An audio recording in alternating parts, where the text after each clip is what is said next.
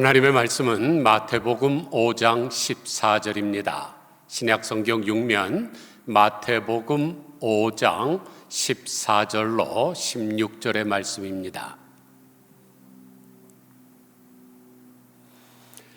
너희는 세상의 빛이라. 산 위에 있는 동네가 숨겨지지 못할 것이요 사람이 등불을 켜서 말 아래에 두지 아니하고 등경 위에 두나니 이러므로 집안 모든 사람에게 비치느니라. 이같이 너희 빛이 사람 앞에 비치게 하여 그들로 너희 착한 행실을 보고 하늘에 계신 너희 아버지께 영광을 돌리게 하라. 아멘.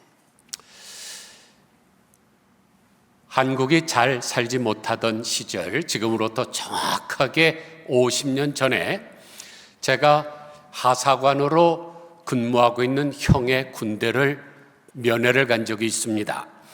그런데 그곳은 군대 가는 사람들에게 제발 거기만 가지 말라고 하던 그런 최전방이었는데, 인제를 지나서 속초를 넘어가는 그 산에 있습니다. 얼마나 좋지 않은가 하면 인제 가면 언제 오나 원통해서 못 살겠네 라고 하던 원통입니다. 제가 강남 시외 터미널에서 버스를 탈 때까지만 해도 몰랐습니다. 왜냐하면 한 번도 못 간 곳을 처음 찾아가는 것이니까요. 그런데 꼬불꼬불 산길을 해서 그 산맥을 넘어가서 딱 도착했는데 밤이었습니다. 거기에 바로 문제가 생겼습니다. 출애굽기 10장 21절에 여호와께서 모세에게 이르시되 하늘을 향하여 내 손을 내밀어 애굽 땅 위에 흑암이 있게 하라. 곧 더듬을 만한 흑암이니라고 하신 말처럼 너무너무 깜깜해서 정말로 거의 더듬다시피 하면서 찾아갔던 기억이 있습니다. 그때 내가 울려고 왔던가 하는 노래가 나올 정도로 후회 막심하며 정말로 그리웠던 것이 있는데 바로 가로등입니다. 가로등만 있으면 그래도 처음 가는 길 안심하면서 찾아갈 수 있겠지만 산짐승이 나올 만한 깜깜한 밤에 정말로 두려웠습니다. 여기서 잠시 미국 지폐들을 한번 볼까요?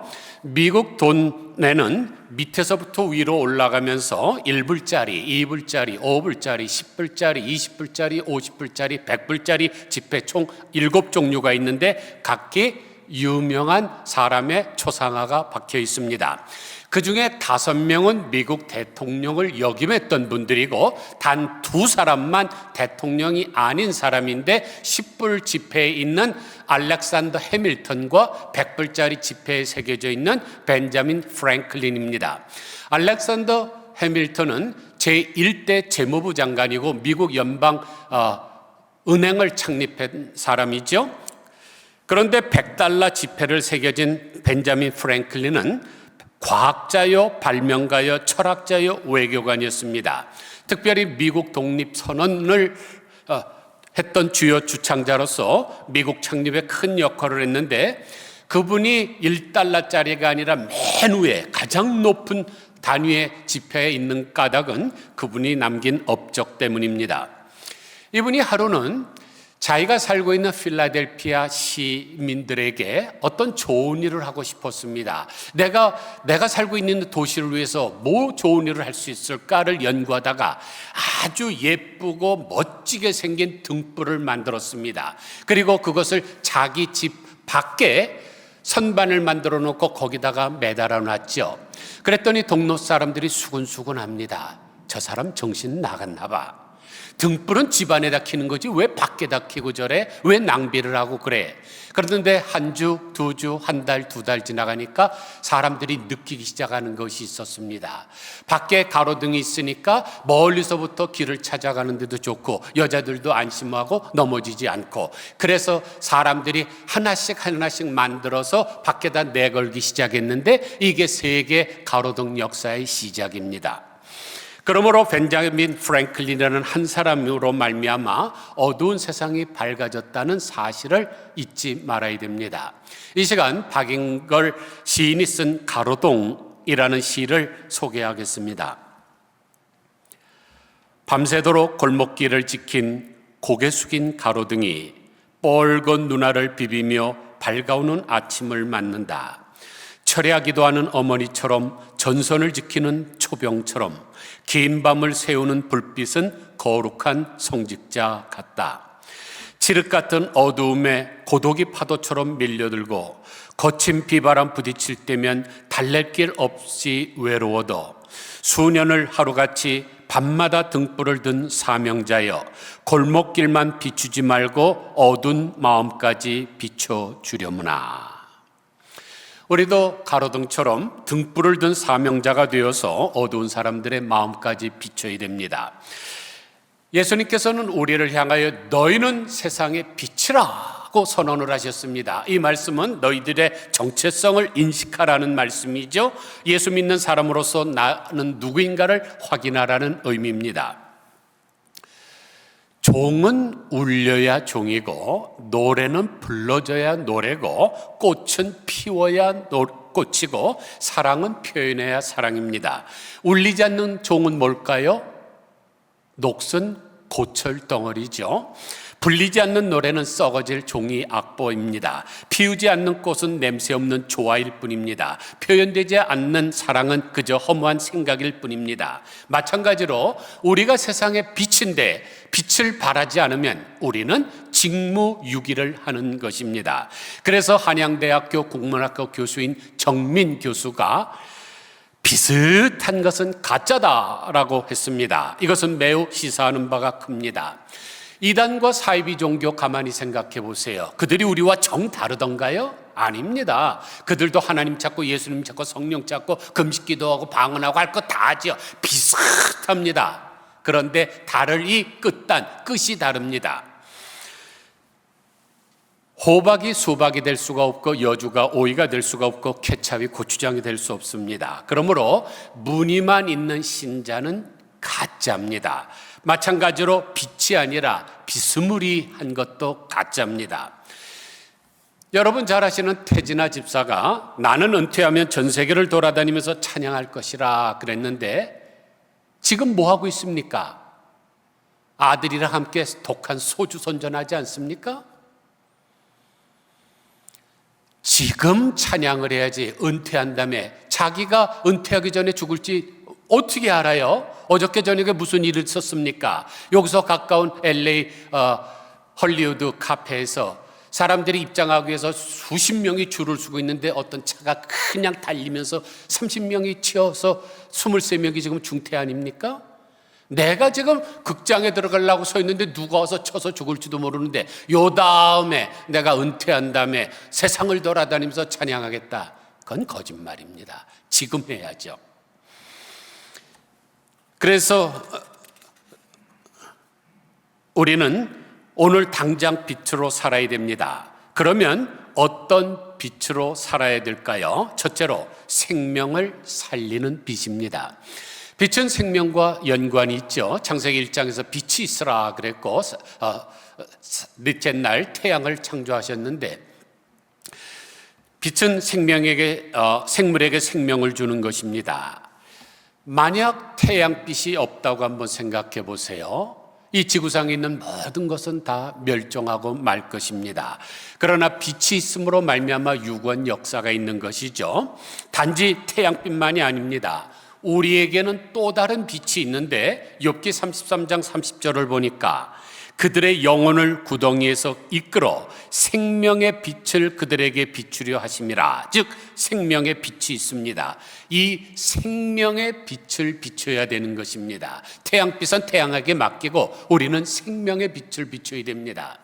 전라남도 목포의 동목포교회 최명복 집사님은 하루하루 막노동을 하면서 먹고 사는 사람인데 당신의 왼쪽 신장을 생면부지의 사람에게 기증을 했습니다. 사후 시신 기증도 서약했습니다. 사람들이 말해요. 당신은 지금 하루하루 일해서 먹고 살기도 힘든데 그렇게 하려면 건강이 있어야 되는데 그 장기를 다른 사람한테 주면 어떡하느냐. 그때 이분이 이렇게 반문했습니다. 생명을 구하는 일인데 뭔들 아낄 수 있나요? 혼자 먹고 살기도 어려운 상황이지만 건강한 몸이 있기에 장기를 기증한 것입니다. 이 모든 것이 하나님의 은혜입니다. 무슨 목적이 있어서 장기를 기증한 것이 아닙니다. 젊고 건강한 몸으로 꺼져가는 생명을 구할 수 있다는 것이 얼마나 즐거운 일입니까? 이분이 가난한 것을 알고 어떤 만성 신부전증 환자가 당신의 신장을 나에게 주면 5천만 원을 주겠다고 거래를 요청했는데 단칼에 잘랐죠. 그리고 무료로 기증을 했습니다. 그러니까 최명복 집사님은 생명의 빛을 사신 분입니다. 우리가 다른 사람의 선행만 칭찬할 것이 아니라 나도 실천을 해야 되겠죠. 상한 심령으로 자살을 꿈꾸는 사람을 위로하고 외로움에 지쳐 미래에 대한 희망을 상실한 사람들에게 희망을 주고 가난과 질병으로 불안에 떨고 있는 사람에게 용기를 주고 시련과 인간에 대한 실망으로 시리에 빠져 있는 사람에게 소망을 줘야 됩니다. 이 모든 것이 다 생명의 빛이죠. 그런데 예수님께서 너희를 강조하고 있습니다. 너희는 세상의 빛이라. 여기서 너희는 1차적으로 예수님의 친육성을 들었던 제자들을 가리킵니다. 그런데 그 제자들을 인간적으로 볼 때 어떻습니까? 그 가운데 박사학위커녕 석사학위, 학사학위 있는 사람도 단 한 명도 없죠. 부자도 다 없습니다. 갈릴리에서 비린내 나는 물고기 잡는 사람들이었습니다. 사회적인 영향력은 더더욱 없습니다. 그런데 주님은 참 대단하시죠? 그런 어부들을 모아놓고 너희들이 세상의 빛이라고 선언하고 있습니다. 그런데 하나님께서는 구약시대 때부터 그랬습니다. 이사야서 49장 6절을 보니까 내가 또 너로 이방의 빛을 삼아 나의 구원을 베풀어서 땅끝까지 이르게 하리라. 하나님은 중동에서 가장 작은 나라인 이스라엘을 선택해서 빛으로 세우셨습니다. 이스라엘이 위대해서 빛이 된 게 아니죠. 이스라엘은 이슬과 같이 작은 나라입니다. 그것도 포로가 되어서 곳곳에 흩어진 패망한 나라 백성들입니다. 그러나 그들에게는 하나님이 계시고 하나님의 말씀이 계셨기 때문에 빛이 될 수 있었던 것입니다. 마찬가지로 하나님이 우리를 빛으로 세우셨는데 우리가 잘나서가 아니죠. 많이 배워서도 아니고 재물을 가진 것도 아니고 권력도 가진 것도 아니고 세상적인 어떤 경험이 많아서가 아닙니다. 오직 하나님은 전능하신 하나님이고 그분의 말씀이 우리에게 있기 때문입니다. 우리는 마치 달빛과 같은 사람입니다. 우리가 밤에 달을 보면은 달이 빛을 내는데 스스로 빛을 내는 발광체가 아니죠. 반사체일 뿐입니다. 발광체는 태양인데 그 빛을 반사해서 빛을 발하는 것입니다. 그런데 이 달이 가장 강한 빛을 낼 때는 보름달입니다. 그것은 태양과 정면으로 마주보고 있을 때지요. 우리도 예수님을 정면으로 직시를 하고 예수 그리스도를 우리의 마음에 영접하게 되면 우리의 밝은 빛을 비출 수가 있습니다. 권위는 위임에 의해서 발생합니다. 지금 미국의 백악관 대변인을 보세요. 이름이 캐롤라인 레빗이라는 여인인데 1997년 8월 24일 생이니까 고작 27살입니다. 제 며느리보다도 13살이 더 어립니다. 우리나라 사람들이 잘 표현하는 방식대로 말하면 머리에 피도 안 마른 나이 정도밖에 안 된 애송입니다. 공부도 세인트 안젤름 칼리지에서 딴 커뮤니케이션 학사 학위가 전부입니다. 그렇게 새파랗게 젊고 경력도 적고 학력도 부족한 애가 무슨 능력이 있겠습니까? 그러나 그녀는 세계를 주름잡는 미국 대통령 트럼프에 의해서 대변인으로 위임을 받은 사람입니다. 그러니까 모든 사람이 그녀 앞에서 경청을 하죠. 이게 바로 자리가 주는 권위입니다.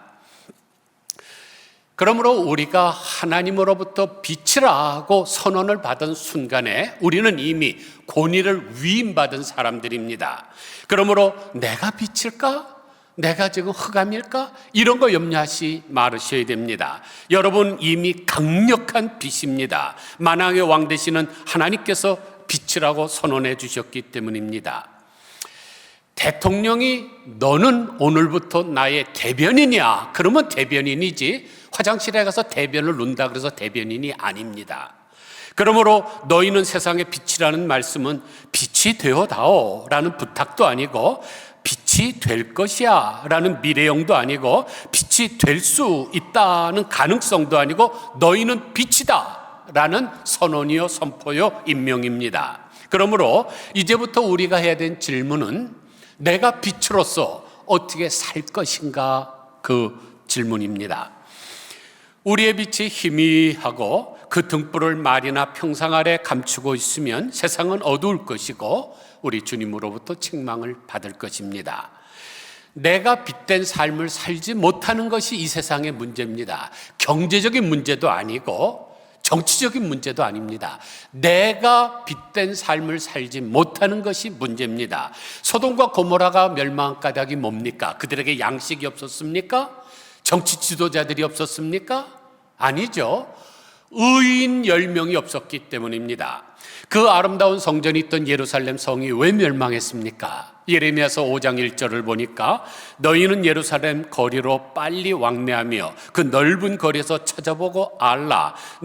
너희가 만일 공의를 행하며 진리를 구하는 자를 한 사람이라도 찾으면 내가 이 성을 사리라. 예루살렘 성이 멸망한 까닭은 공의를 행하면서 진리를 추구하는 사람 한 사람이 없었기 때문에 그렇습니다. 한마디로 빛의 자녀가 빛을 비추지 않았기 때문입니다. 그러므로 우리는 세상을 살리는 생명의 빛을 비춰야 됩니다. 둘째는 착한 행실의 빛이죠. 16절 보세요. 이같이 너희 빛을 사람 앞에 비추게 하여 저희로 너희 착한 행실을 보고 그랬습니다. 에커드라는 사람이 약국을 경영하고 있었는데 성경을 읽다가 오늘 본문을 읽게 되었습니다. 너희는 세상의 빛이라. 이 말씀에 충격을 받아서 그러면 내가 세상 사람들과 뭔가 달라야 하지 않은가, 좋은 일을 해야 되지 않는가 하는 생각이 들었습니다. 그래서 자기가 운영하는 약국을 통해서 뭔가 선한 영향을 미치려고 했는데 가만히 보니까 약국 한 군데 플레이보이, 기타 등등 여러 가지 도색 잡지들이 있습니다. 그런데 그 도색 잡지로 들어오는 연간 수입이 50만 달러입니다. 그러나 그 각을 단호하게 없애버렸죠. 그랬더니 많은 사람들의 도전이 왔습니다. 다른 약국에서들도 난리가 나고. 그러나 환경에 굴하지 않고 믿음대로 밀고 나갔습니다. 그 결과 주변 사람들도 관심을 가지고 그를 지켜보게 되었고 2년이 지나니까 약국에서 하나씩 도색 잡지들이 없어졌습니다. 요즘 여러분 한번 가보세요. 약국에 거의 없지 않습니까? 그러자 하나님께서 그를 크게 축복하셔서 동조하는 세력도 늘어지게 하고 돈도 많이 벌게 했는데 그 에커드 드럭스토어가 지금 여러분이 보시는 CBS 파마시가 된 것입니다. 2021년도 통계로 전 세계 9,939개가 있다 그럽니다. 엄청난 성공을 이룬 거죠. 그러므로 우리들은 착한 행실의 빛을 많은 사람들에게 비춰야 됩니다. 우리가 사람들 앞에서 예수 믿는 것을 담대하게 드러내고 말과 행동으로 선한 빛을 비춰야 됩니다. 옳지 않은 일에는 나는 예수 믿는 사람이기에 이것을 하지 않는다고 밝혀야 됩니다. 이익이 되어도 불의한 일이라면 나는 예수님을 믿기 때문에 하지 않겠다고 행동으로 보여줘야 됩니다. 여러분 잘 아시는 조지 바나라고 하는 리서치 센터가 있죠. 거기서 발표한 바에 의하면 예수 믿는 사람들이 사회적으로 영향력을 갖는 존재가 되기 위해서는 도덕성의 불신자보다 40%가 넘어야 된다 그랬습니다. 예를 들어서 100명이 모인 곳이 있습니다. 세상에 선한 사람이 그 중에 20%가 된다면 기독교인은 그 중에 60%가 돼야 겨우 이긴다는 것입니다. 세상 사람들이 20명이면 우리는 21명 정도 되면 되겠지. 안 그렇습니다. 여러분 한번 속옷을 한번 빨아보세요. 100개의 하얀색 속옷에다가 검은색이나 빨간색 속옷 하나 넣고 돌려보세요. 100개가 다 염색을 당하는 겁니다. 100개가 빨간 거 하나 하얗게 못 만듭니다. 최소한 60%의 격차가 있어야만 우리가 세상에 영향력을 미칠 수가 있습니다. 우리는 착한 행실을 통해서 어두운 세상에 빛을 비춰야 됩니다. 우리의 착한 행실의 빛이 모든 사람 앞에 비추게 될 때 어두움의 존재들이 드러나게 됩니다. 결국 우리의 착한 행실이 그들의 삶을 바꾸게 해서 하나님께 영광을 돌리게 하죠. 셋째로 하나님께 영광을 돌리는 빛입니다. 다시 한번 16절 보면 이같이 너희 빛을 사람 앞에 비추게 하여 저희로 너희 착한 행실을 보고 하늘에 계신 너희 아버지께 영광을 돌리게 하라. 몇 년 전에 소천하신 지미 카터 전 대통령은 세월이 지나갈수록 그분의 인격과 삶 속에서 많은 사람들에게 감동을 주었습니다. 그 이유가 뭘까요? 대통령으로 봉직할 때보다 대통령 물러난 이후에 변함없이 세상을 비추는 사람으로서 활동을 했기 때문입니다.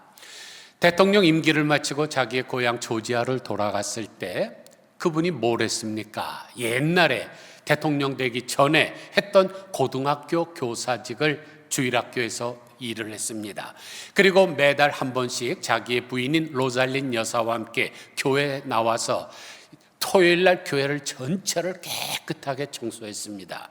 여러분, 전직 대통령이 토요일 날 나와서 내일은 우리 교인들이 예배드리러 오는 날인데 주차장을 물로 청소하고 다 깨끗하게 하는 게 쉬운 일입니까? 그러나 그분은 그랬습니다. 또 매주 망치와 톱을 들고 사랑의 집짓기 운동, 헤비타드 운동에 앞장서죠. 그분이 집을 진 게 굉장히 많은 양의 집을 졌습니다.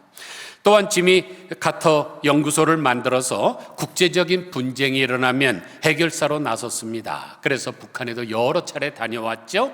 아마 미국 역대 대통령 중에 백악관에 나오고 나서 가장 왕성하게 활동하던 대통령이 지미 카터일 것입니다. 그분은 자기의 착한 행실을 통해서 영광을 돌리려고 하는 믿음이 있었기 때문입니다.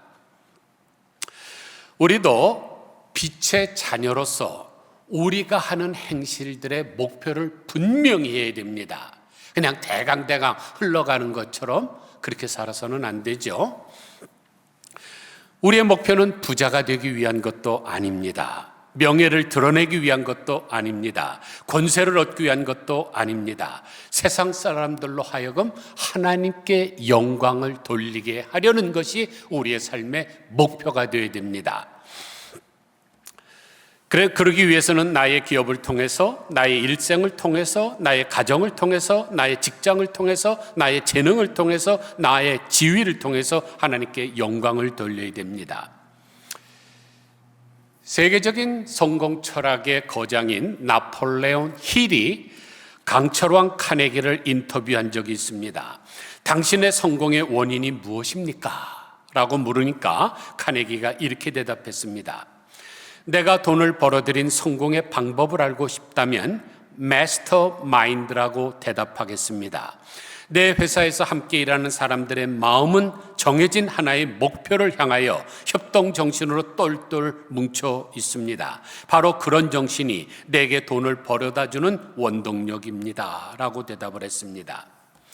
사람의 마음을 움직이는 것, 사람을 한 곳으로 집중하게 하는 것, 일평생 붙들고 가는 힘의 원천이 어디 있느냐 하는 것입니다. 그런데 우리가 일평생 붙잡고 가야 되는 힘의 원동력과 목표는 하나님의 영광입니다. 그래서 고린도서에 보면은 우리가 먹든지 마시든지 무엇을 하든지 하나님의 영광을 위해서 하라 그랬죠. 하나님께서 우리에게 너희는 세상의 빛이라고 선언해 주셨습니다. 이것은 우리가 빛이 될 것인가 말 것인가 이런 선택의 문제가 아닙니다. 우리는 사람의 생명을 살리는 빛입니다. 그리고 우리의 선한 행실을 통해서 하나님께 영광을 돌리게 하는 빛입니다. 아무쪼록 우리가 살아가는 동안 항상 되심으로 말미암아 우리 하나님께 큰 영광 돌리시는 저와 여러분들 다 되시기를 주님의 이름으로 간절히 축원드립니다. 기도하겠습니다. 하나님 아버지, 이 세상에서 가장 중요한 것이 뭐나 생각을 하면 물도 중요하고 바람도 중요하고 공기도 중요하지만은 빛인 줄 압니다. 빛이 없으면 이 지구상 온 우주에 있는 모든 생명체가 다 멸종할 수밖에 없는데 태양빛 말고 또 생명의 빛이 있습니다. 하나님께서 우리에게 너희는 세상의 빛이라, 그 빛을 등경 아래 두지 말고 높은 산 위에가 드러나는 것과 같이 너희 빛을 비추라고 하셨사옵니다. 하나님 아버지, 이 빛을 저희들이 비출 수 있는 능력을 저희들이 하나님 앞에 위임받았사오니 우리 죽는 날까지 마지막 순간까지 이 빛을 비추게 하여 주시옵소서. 예수 그리스도의 거룩하신 이름으로 간절히 기도드리옵나이다. 아멘.